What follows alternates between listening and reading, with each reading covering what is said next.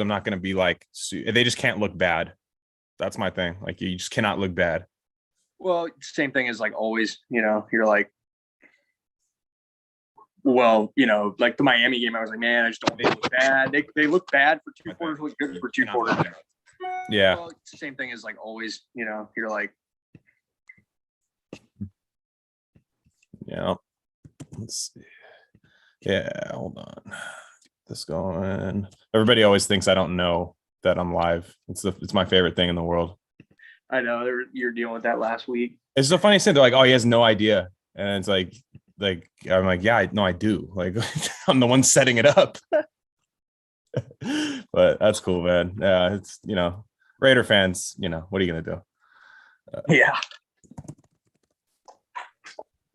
Let me just try to put this on Twitter real fast. Oh, are we live? Oh my God. Oh, no. But surprise. Let me put my pants on real fast. All right. Let me take my pants off. Yeah. Now that we're live. Yeah, exactly.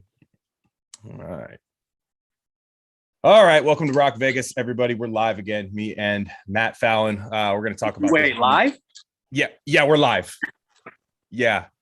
So I'll try to edit out the stuff, but hey, what was there, man? I'm just letting you know. Maybe start calling a PR firm here to deal with what was said earlier.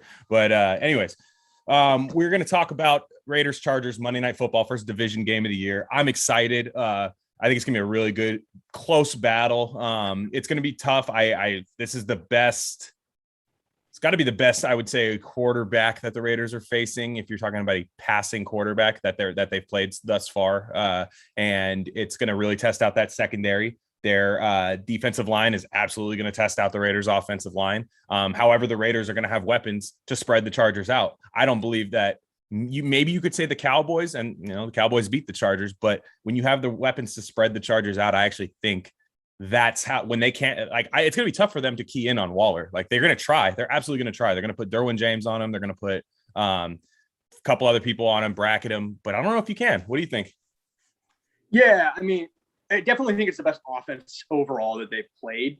Eckler, Mike Williams, Keenan Allen. Like, no team that you could say the Steelers, but the guy throwing the ball stinks. But like the weapons that the Raiders are facing this Monday, combined with the quarterback in the run game, it's the best offense they've played. Because Miami's offense stinks, Pittsburgh's offense stinks, and the Ravens were banged up. They had no weapons that game. I mean, Hollywood Brown, but everybody else was banged up. No running back, So I'm nervous about that side because the defense has played good, but the defense still has those lapses that scare you.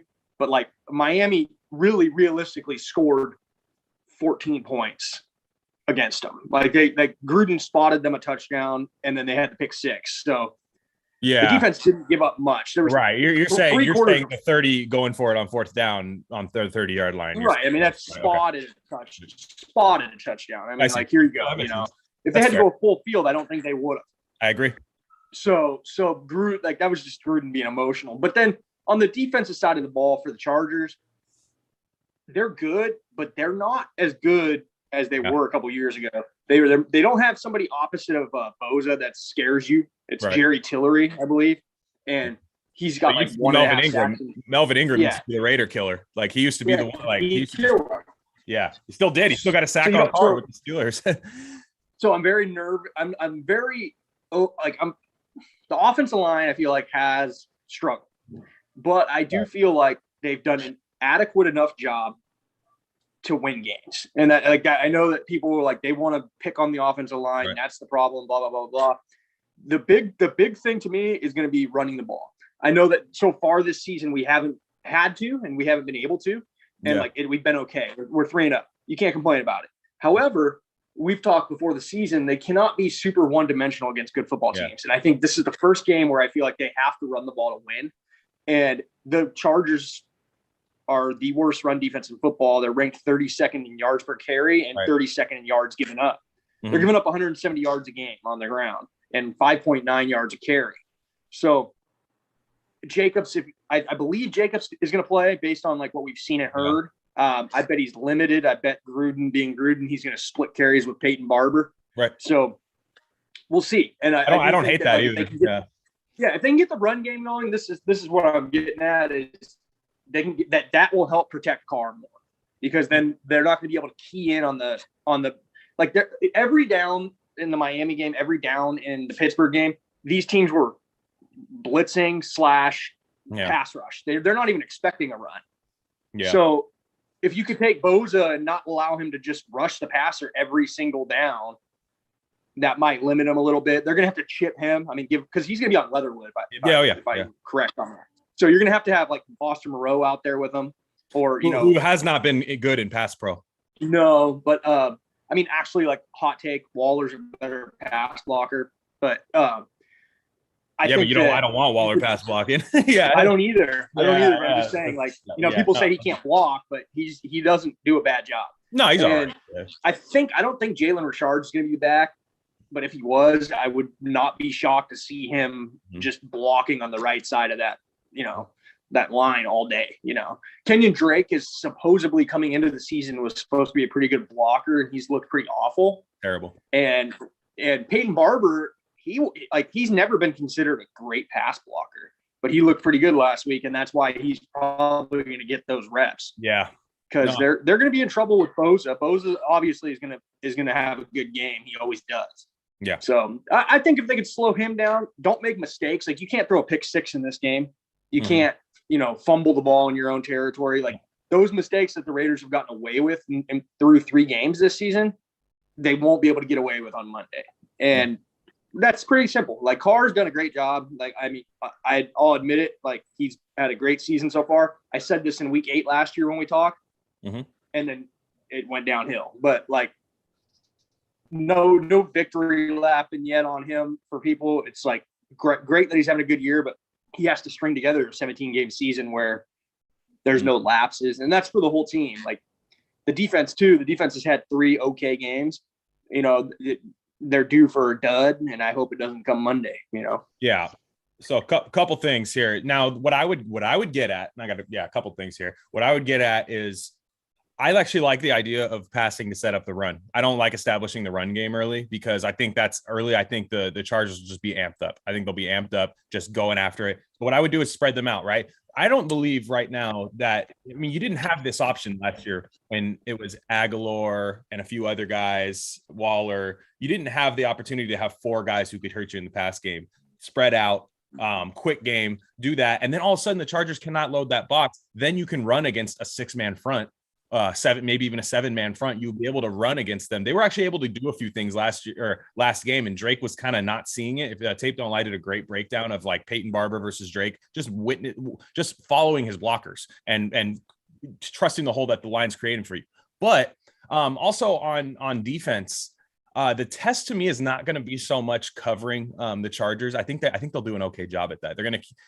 They can't just sit back, because guys like Keenan Allen and Eckler, those are the guys they can pick you apart with. If you sit back, they can pick you apart. They're smart. Yeah, those little 11-yard routes. They can do that for you. You're going to have to make pressure Herbert, and not so much. I'm not even saying that from the front 4. I'm saying confuse him a little bit. He can still be confused. I saw him make really dumb mistakes all year. He's made some really dumb mistakes at key points. You have to confuse him with the coverage. Gus Bradley should know how to do that. He saw him last year. And what I mean is, Herbert's being put on a pedestal a little bit by NFL fans, because even Patrick Mahomes gets confused.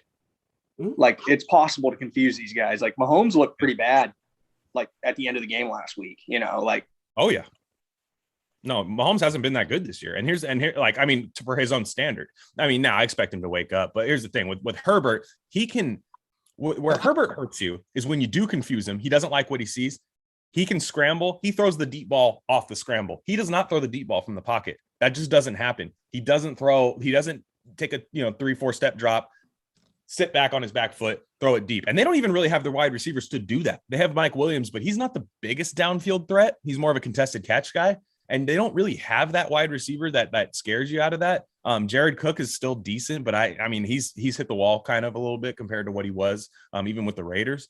But this team, you just have to, get him down. I mean, Jacoby Brissett shouldn't be shaking guys like that in the pocket. And Herbert's 10 times that. If you're talking about he's like Big Ben with Abram got his ankle broke. He has the two highlight reel. You can't have defensive plays, but he's playing better, I'll admit. But like, Abram's good this year, man. He's ended up on like come on man twice. Yeah, right. That's like I said, Abram is going to be like Draymond Green for this team if he's good. He's going to be the guy where he's like 3 or 4 dumbass plays where you're like, what are you doing? But he's also going to make the most savant like great tackle. And he made a few great tackles on screens, like where I was like, damn, dude, that's why and I'll say this, like if him getting stiff armed and him getting his ankles broken, the one major thing to recognize from that is that he's in the right place. Like he's there. He's not getting beat. Like I would rather have him miss a tackle than like be 6 yards behind Travis Kelce. Right. You know, I've noticed like and I like to go off of that a little bit with how Abram's playing and how pretty much everybody that I thought would struggle is playing good, except obviously Farrell and Arnett aren't getting enough playing time to really judge them. And Arnett, when he does play, does get burnt every time.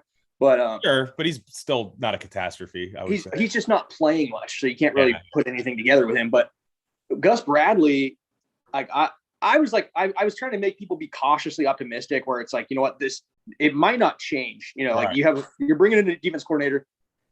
We're pretty much bringing in virtually the same players. I didn't think like a skeleton of Casey Hayward would be playing as good as he is. I didn't think Denzel Perryman was going to be a big difference maker as he has been. Yeah. And I didn't think like that Quentin Jefferson was going to be so good. And I didn't think that, you know, like, and those are all things that like over the years we've become accustomed to not expecting good things from our free agents and our rookies. So to add on to that though, Gus Bradley is so creative on the defense. Like people say, oh, he doesn't blitz. It's just such a simple defense. He was doing some things last week that were confusing the hell out of Miami. Sure. Like he was using Diablo in different spots on the field, and he got burned a couple times. But just seeing the creativity makes me happy. Yeah. And like the guys understand it. It's not like Gunther's where you got guys like on the complete wrong side of the field. Right. And then at the end of the game, they don't take any responsibility. They say, you know what, this is where I'm being coached. And And you haven't heard one ill word about Bradley. And obviously when you win, you don't. Like nobody's blaming Gus Bradley when you're winning. But it's just such a night and day difference as far as where these guys are on the field. You see that Wisconsin fucking touchdown right now? Oh my God. Yeah. This is ridiculous. It's getting ridiculous, dude. How do you let that happen? Oh my God. But anyway, Wisconsin's cheeks this year too, dude. They suck. I'm a Notre Dame fan. I was like, dude, we fucking boat raced them last week in the second half. I'm like, what the fuck? Yeah, and then that's a huge game. Michigan though. Michigan's always due for a stinker, dude. Mid-season. Yeah. No, that was awful, dude. But how do you let that one-on-one happen in the end zone? He's just but like, what's the DB doing? Is he a Raider, bro, or he's face mask? But it's like, dude, you should be having 2 deep safeties in the end zone. All you have to do right there is not allow a touchdown. Like that's all you have to do. That reminds me of the Packers in the championship game last year at the half. Yeah, Brady. I don't know what these teams do sometimes, man. Yeah, but anyway, I think that on the key to this game, like it sounds so cliche, is the trenches. Like if the Raiders defensive line can get enough pressure on Herbert to make him, you know, uncomfortable, and help the reason that people are like, okay, you know what, like the Raiders secondary is so much better this year. Their linebackers are so much better. The reason that you are saying that is because the defensive line is better. That's how football works. Like they're getting pressure on guys. These guys aren't having to cover the wide receiver for 6 seconds. Like they're not, you know, the linebackers aren't in position to make bad plays because the defensive line is making plays. Yeah. Well, and so there's a couple things there. So I want to get to Diablo in a second too, but the actual defensive line, I would actually kind of not like disagree with you there, but I also do think the coverage is holding up because look at what Solomon Thomas's sacks have been. They've all been like 3 seconds past the thing. That's because it's been holding up. Like you saw Quentin Jefferson's sack where the pocket collapsed on them like that. Last year, first reads open. Those guys are never there. That's true. I'll give you that. It's a combination of the two because it's a Swiss watch. Yes, the first reads open. Swiss watch. However, one has to work.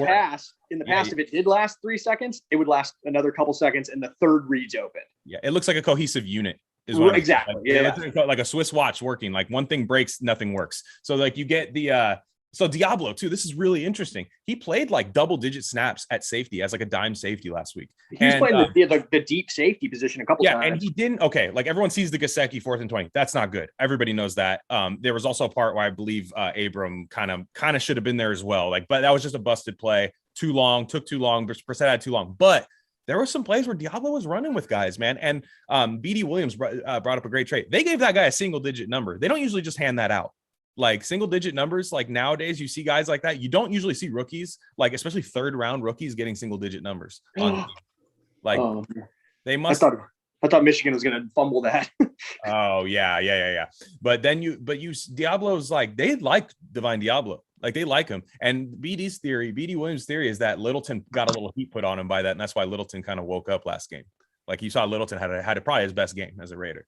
Littleton for sure had his best game as a Raider. And like, I don't think it was particularly close. Like, you know, he's had so many that you're like, yeah, you know, he looked awesome last week, and I think that you and I've talked about it before, where an offense too. Like last year, defensively, who was their third? You had Farrell, Crosby. Now it's Yannick. It's a resurgent Crosby, and it's Nassib, who, who knows? You know, maybe he just was so stressed out about not being himself, and now he's out, and everybody talks about it on CBS for 45 minutes every time he makes a play. And you know what? He's gay, and he's ready, and he's happy, and he's playing good football. You know, yeah. I'm just kidding. It's just funny.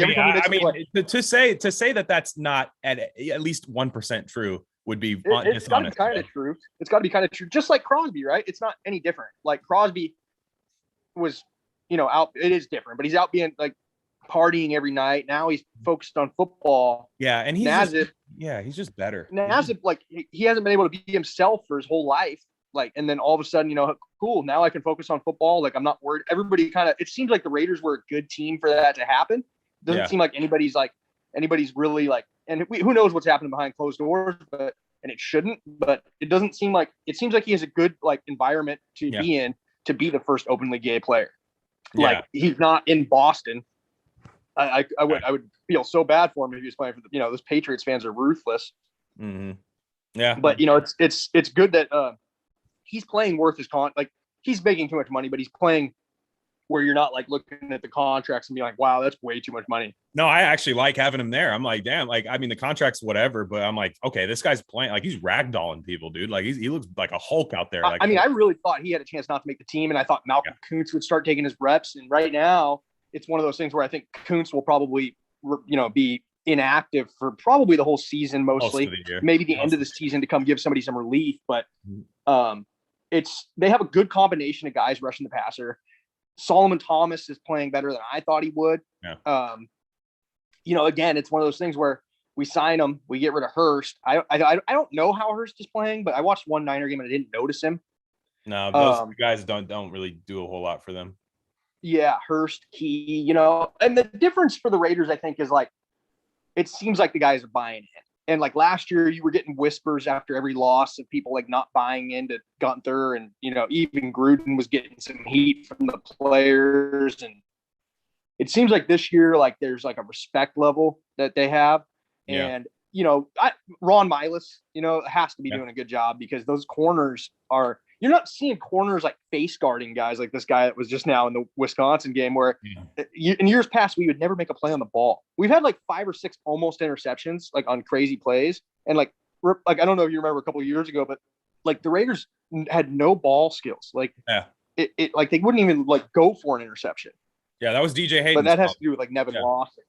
That was DJ Hayden, Nevin Lawson. DeMarcus Van Dyke would always be there, and the ball would be caught. You're like, he's there. Just fucking stick your hand out. That's a good example, because I remember he's going to turn this around. He's going to be a decent football player because he's always in the right spot, but he could never make a play. Ever. And that's like not once. Yeah. Just making a play. Like that's what I think the theme of the season is right now so far. Just make a play, right? So like whenever the Raiders have needed a play, right? Okay, like on defense in the Ravens game in the overtime, they need a play. Like this game could be over, and Carl Nassib makes his best play as a Raider. Forced fumble. Now we're in position to win.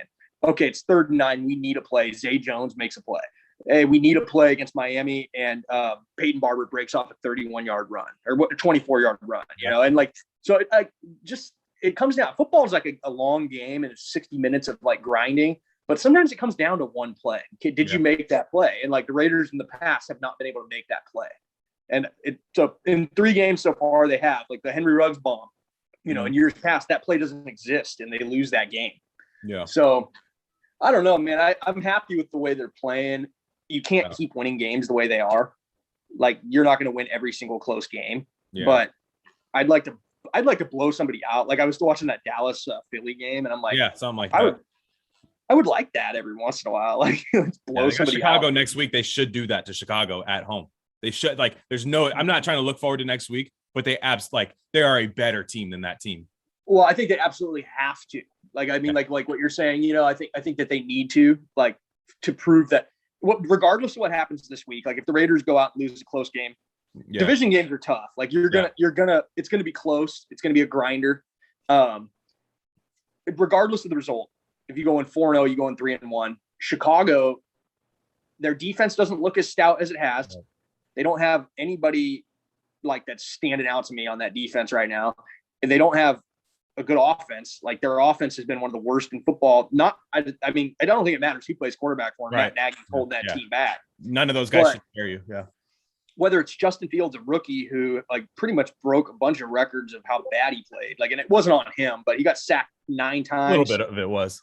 Some of it was, but like, you know, I think not completely innocent. I hate that. Let me say something real fast about Justin Fields. I love Justin Fields. He was right there with Lawrence with me. I thought they were like very close. Now, the thing with that is, dude, Justin Fields, they were there. If you look at some of the all 22 of that, I saw a few good breakdowns. They were showing they did say that. Now, they should have put him on the move more. I'll give him that. But like, dude, there were a couple just 5-yard dig routes that he just missed. He didn't see the guy. Yeah. It's just my like, thing is, like he's a rookie. Plan. It's fine, but it's okay to say that like he didn't play well. It doesn't, not everything. I agree with that. And I'm not talking about the overall play on the field. I'm just talking about how Matt Nagy got like zero creativity for his rookie that can run.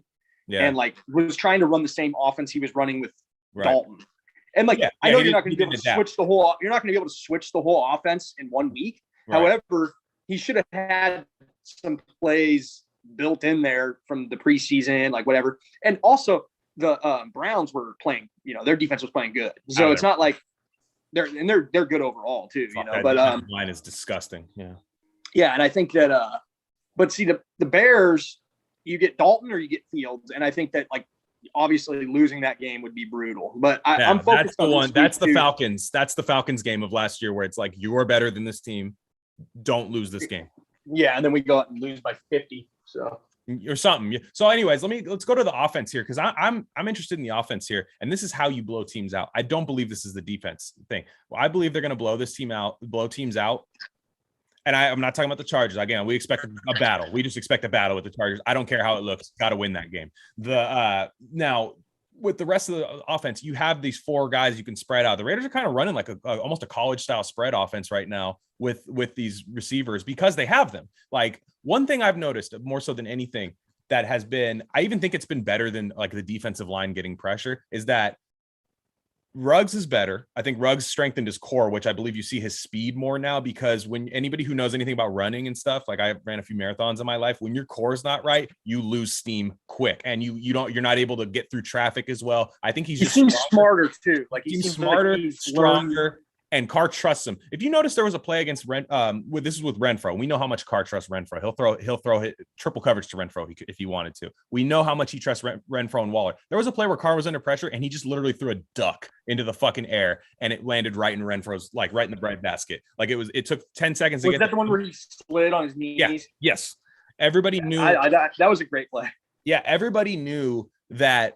Like he threw that up knowing Renfro was. Now you started seeing him do that with Ruggs with that contested catch, and that is beautiful to me. Like that is something where, like, you know, one knock I have on Carr is he doesn't really trust guys for a while. He's kind of like Gruden in that sense where it's like I don't trust you until you really like make a few plays for me. But he's made those plays, so now and Edwards has too. Exactly, and you have that, and Edwards is your 4th option on this team. Well, like, and you know what I've noticed with them. With the receivers and like with Ruggs and Edwards, So like early on in the game, you'll see Carr try to force feed Waller just a little. Like all 3 games so far. The first game, it was really aggravating. Like Waller had like 10 targets in the first half and like 3 catches. Then slowly they'll start to involve everybody else. Like their offense clearly is built around Darren Waller. Like they go Darren Waller early, often. And if it's not working, like in years past, they wouldn't break off of that. They wouldn't get off of that. Like so like when Waller's, I say he's getting shut down. He gets 5 catches for 80. Like that's shutting down Darren Waller. Yeah, he doesn't have to put up numbers because he's number 1. Right, but he gets shut down early, and the Raiders adjust, and and then it becomes the Bryan Edwards. Like Ruggs, I don't think he had a catch in either the Pittsburgh. I mean, I could be wrong, but in the first, like he had like 1 catch in the first half in each of those games, and then he ended up with 5 or 6 catches. Yeah. And they're targeting him on average right now 7.5 times a game, which last year there was games he wouldn't even get a target. So right, yeah, he would that. Spread the targets out. Then they can't hone in on one guy. Yeah. Like when you hit Ruggs deep on that one in Pittsburgh, like that was towards the end of the game, but that opens up your entire offense. Like they can't just triple team Waller in the middle, you know. And Renfro, same thing. Renfro's like, if you get Renfro 1-on-1, he's shown that he's gonna beat his guy. Absolutely. So you have that, and you have a quarterback who like again, whatever your opinion on him is like he's a smart quarterback. Derek Carr's a smart quarterback. Like he is. He's not dumb. Whatever your opinion on him, he makes the right reads.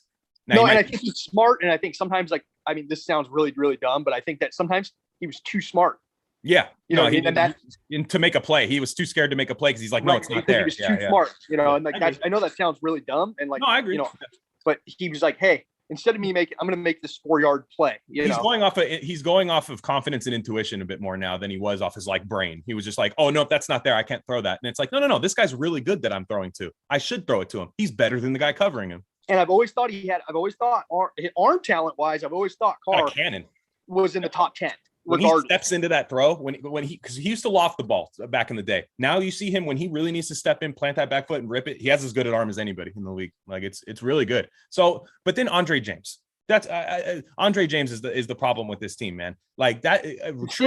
Illuminor and what's his name, Simpson have been playing decent pass pro, not great, decent pass pro for what they are.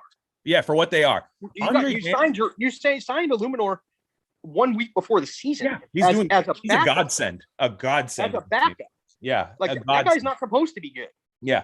Colton Miller. Andre James, the guy that you said, hey, you know what? He's getting the reins from an all-pro Rodney Hudson, and we're going to give him an extension before he even steps on the fucking field. Yeah.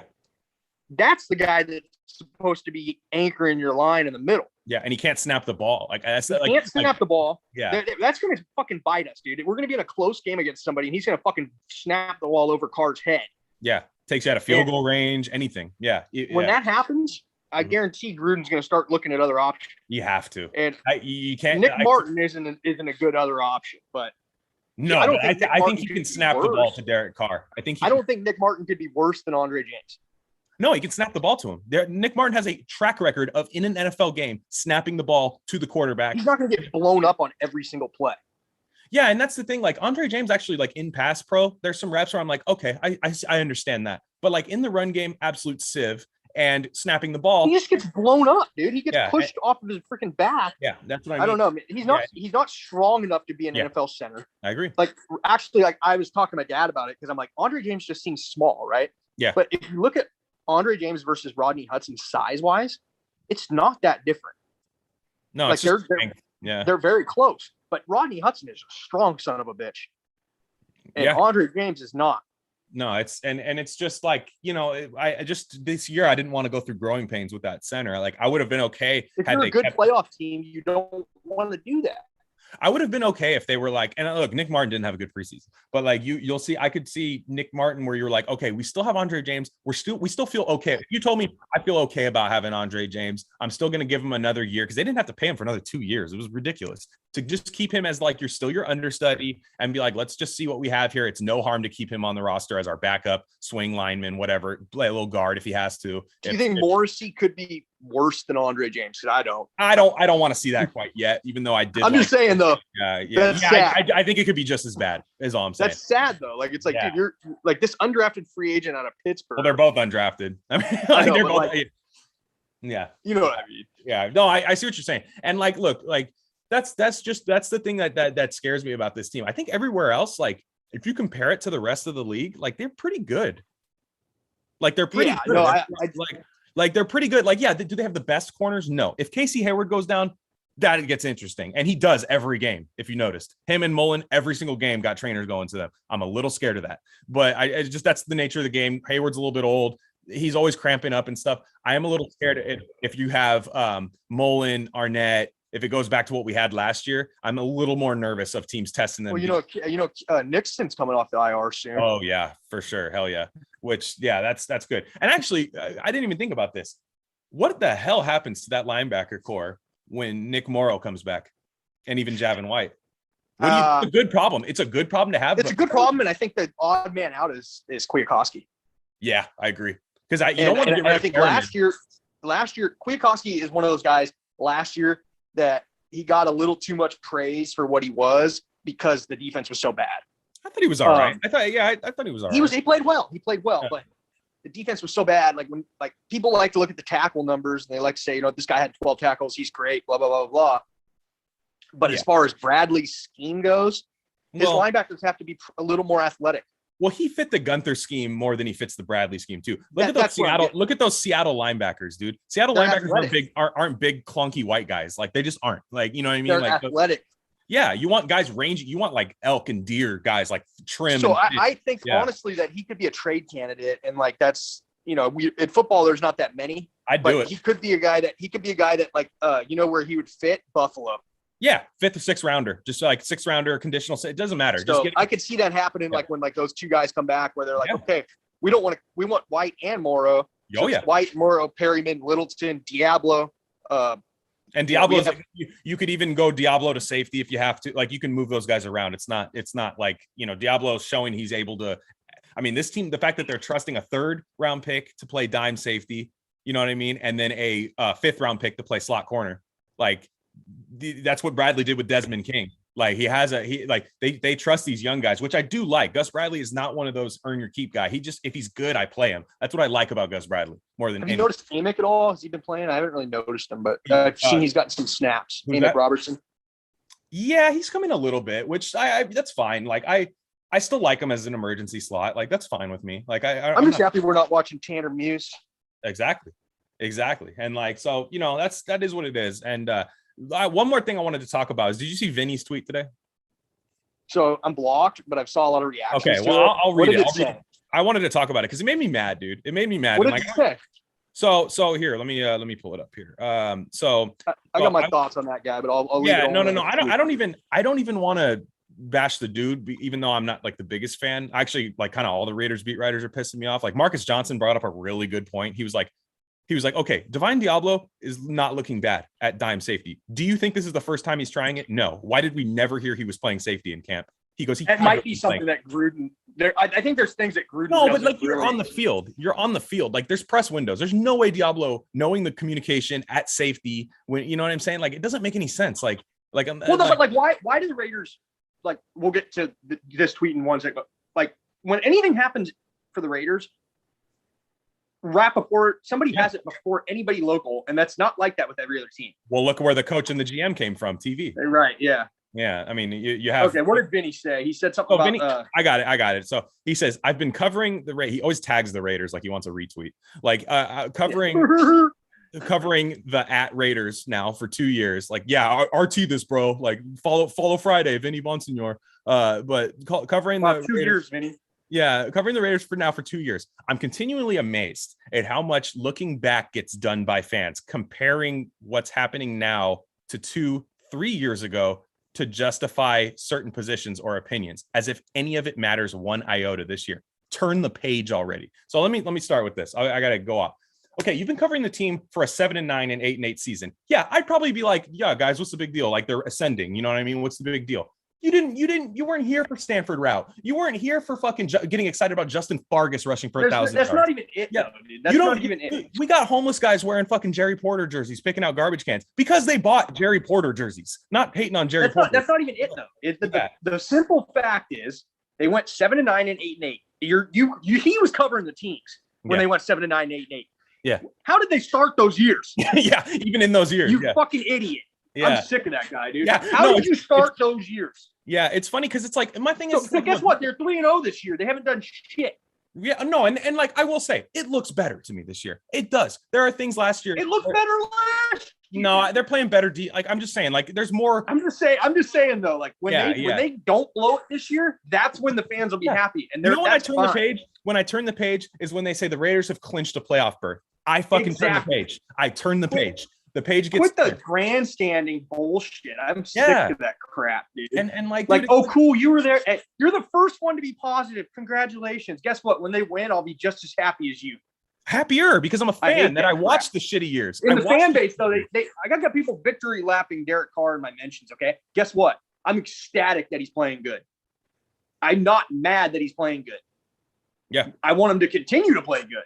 And victory lapping after 3 weeks is a very, very risky thing to do. It's a risky move. I'm just going to leave it at that. Last year, people were victory lapping me. Oh, you said the Raiders were going to suck. They're 6-2, and guess what? They finished 8-8. Yeah. So guess what? I'm predicting a win Monday because I'm a hater.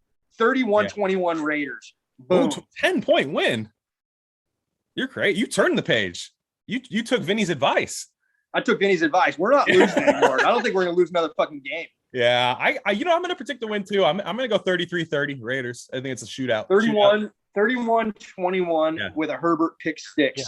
All I'm saying is this, dude. Like where was Vinny when we had an offense with, like not even Jamarcus Russell, like Andrew Walter, fucking Javon Walker, paid. Were you there for the 73-yard field goal, Vinny? No. Yeah. No, like where was this, dude? Like it wasn't there. Where was he when Jason Campbell broke his collarbone and we had to put Kyle Bowler in the game and then trade 2 first-round picks for Carson Palmer? Where were you? He was here last year when we got walloped by the Falcons. He knows the heartbreak. That's what I'm saying. He wants to work for the Raiders so bad. He wants to reach. He tags the team. He tags the team, bro. And then, you know what? Like I said, I was being a dick, but I was like, every time something gets tweeted, and I go, "Oh, Vinny needs to confirm." He never retweets anything that's news. Yeah, he confirms other people's shit, and then then the whole thing with Phil and whatever. But like, dude, like you're not like 3 years ago, you were covering the Rams and you were giving handies behind the fucking training facility. Is that right? I don't know. I just made that part up. But like, like he was all over that team 3 years ago, and dude, honestly, like a beat writer, like I like Tafur because he'll say like what it is. And like, he's not always positive. You can't do that if you're a beat writer. He's been here a while. Yeah. You can't do that if you're a beat writer though. You're not a fan.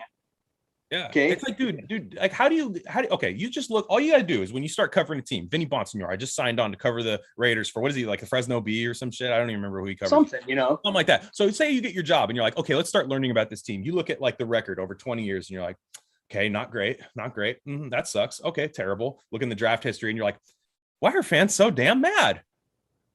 Like, I just don't get it. And you're like, dude, put 2 and 2 together. We're not mad. We're just skeptical. I'm happy to be 3-0. I'm very happy. And if they win, if they go 4-0, I'm not going to lie. I might start turning the page. 4-0 is pretty fucking we didn't have a first-round pick, get a second contract until Colton Miller for like 20 years. We're 20 years. PTSD, man. We got PTSD. We got to work through it. This is therapy right now. This season could be therapy.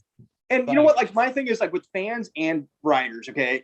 Being ultra and that's fine. I mean, I do think that the positive fans in this fan base get a very bad rap. Like, it's like, you know what? If you're happy that you're with your team and you think they're going to win, great. And I've done it before where I'm like, how can you, I'm negative. And it usually comes out off of like back-to-back losses or something. But, if you're positive about your team, great. You're a fan. That's what you're supposed to do. Fan stands for fanatic, which means you're a fanatic. It's silver and black for life. Yeah. We're not going to, we live and breathe this shit. We live and breathe this. There's a reason you're spending your Saturday talking to fucking me right now. Like, yeah, we love this shit. We love this shit, dude. Like, I'm not gonna like.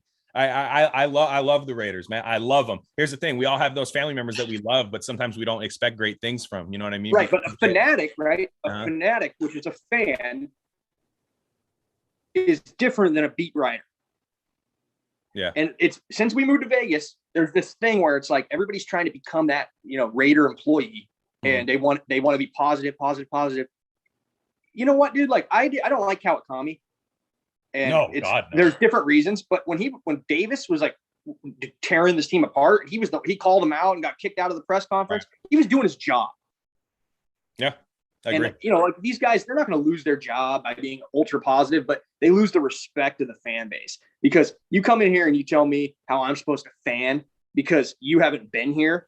Like you haven't seen the Raiders fucking draft Darius Hayward-Bay in the top fucking 10. You didn't see Jamarcus Russell high on codeine running around the field looking like a walrus.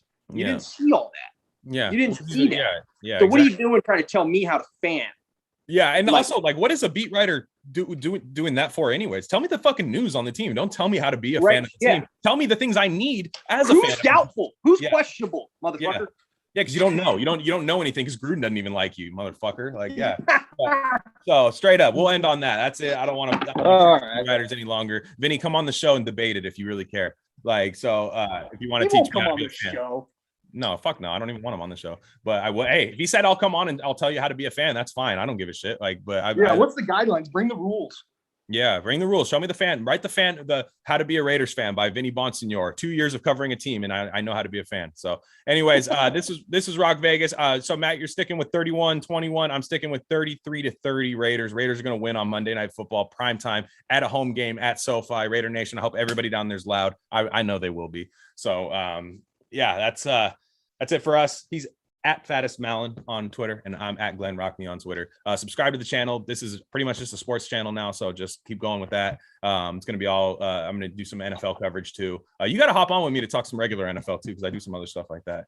I'll do regular NFL. I watch all these. Yeah, exactly. No, it's fun. We just talk, like I got some fun stuff I do. So anyways, all right, guys, that's it. Enjoy the rest of your Saturday.